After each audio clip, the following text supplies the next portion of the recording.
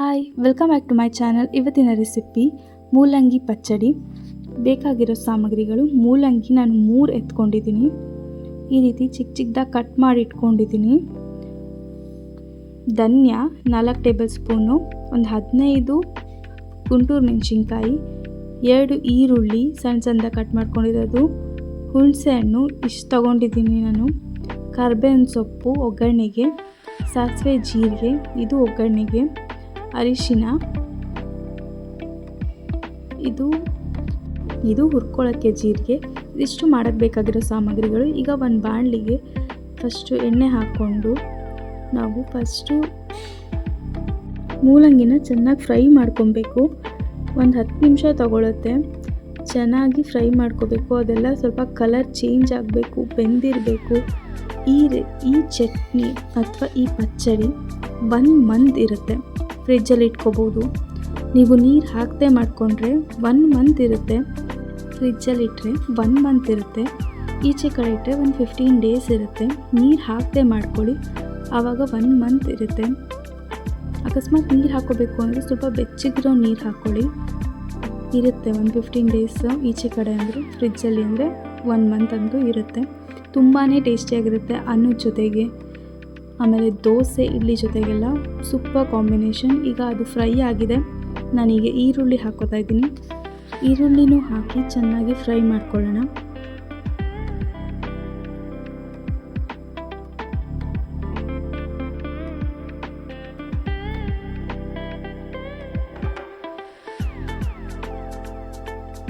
ಈಗ ಹುಣಸೆ ಹಣ್ಣನ್ನು ಹಾಕಿ ಸುಮ್ಮನೆ 1-2 ನಿಮಿಷ ಅಥವಾ 1 ನಿಮಿಷ ಫ್ರೈ ಮಾಡ್ಕೋಬೇಕು.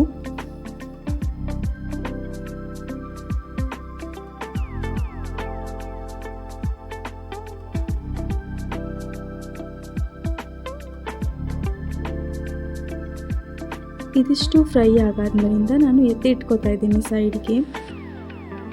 ಈಗ ಎತ್ತಿಟ್ಕೊಂಡಾಗಿದೆ. ಮತ್ತು ಇನ್ನೊಂದು ಚೂರು ಎಣ್ಣೆ ಹಾಕ್ಕೊಂಡು ಫಸ್ಟು ಗುಂಟೂರು ಮೆಣಸಿನ್ಕಾಯಿನ ನಾವು ಎತ್ತಿಟ್ಕೊಂಡಿರ್ತೀವಲ್ಲ 15, ಅದನ್ನು ಫ್ರೈ ಮಾಡ್ಕೊಂಬಿಡೋಣ.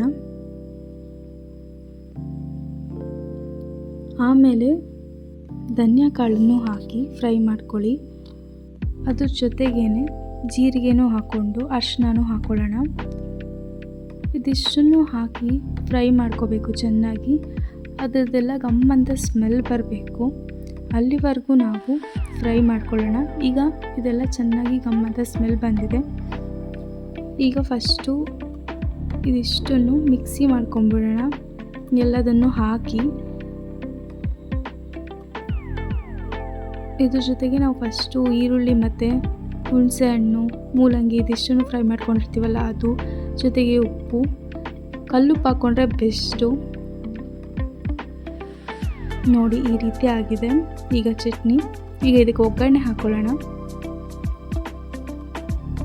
ಫಸ್ಟು ಬಾಣಲಿಗೆ ಎಣ್ಣೆ ಹಾಕಿ ಅದಾದಮೇಲೆ ಸಾಸಿವೆ ಜೀರಿಗೆ ಹಾಕ್ಕೊಂಡು ಅದು ಚಿಟಪಟ ಅಂತಂದರೆ ಕರ್ಬೇವಿನ ಸೊಪ್ಪನ್ನು ಹಾಕಿ, ಅದಾದಮೇಲೆ ನಾವು ಮಾಡಿಟ್ಕೊಂಡಿರೋ ಚಟ್ನಿನ ಹಾಕಿ ಚೆನ್ನಾಗಿ ಮಿಕ್ಸ್ ಮಾಡ್ಕೊಳ್ಳಿ. ಈ ಟೈಮಲ್ಲಿ ನೀವು ಉಪ್ಪು ಇನ್ನೊಂದು ಸ್ವಲ್ಪ ಬೇಕಾ ಅಂತ ನೋಡ್ಕೊಳ್ಳಿ. ಉಪ್ಪು ಬೇಕು ಅಂತಂದರೆ ಹಾಕ್ಕೊಳ್ಳಿ, ಅಥವಾ ಅನ್ನಕ್ಕೆ ಹಾಕ್ಕೊಂಡಾಗ ಅನ್ನದ ಜೊತೆ ತಿಂದರೆ ತುಂಬಾ ಚೆನ್ನಾಗಿರುತ್ತೆ. ನಾನಿವತ್ತು ಅನ್ನದ ಜೊತೆನೇ ತಿಂತಾಯಿದ್ದೀನಿ. ಸ್ಪೈಸಿಯಾಗಿರುತ್ತೆ. ಖಾರ ಇಷ್ಟಪಡೋದು ಇನ್ನೂ ಜಾಸ್ತಿ ಮೆಣಸಿನ್ಕಾಯಿ ಹಾಕೋಬೋದು. 15 ಹಾಕಿದ್ದೀನಿ, ಒಂದು 18 ಅಥವಾ 20 ಹಾಕೊಬೋದು, ಏನೂ ಆಗೋಲ್ಲ. ತುಂಬಾ ಚೆನ್ನಾಗಿರುತ್ತೆ ಅನ್ನದ ಜೊತೆ ಕಲ್ಸ್ಕೊಂಡು ತಿಂದರೆ. Thank you so much for watching.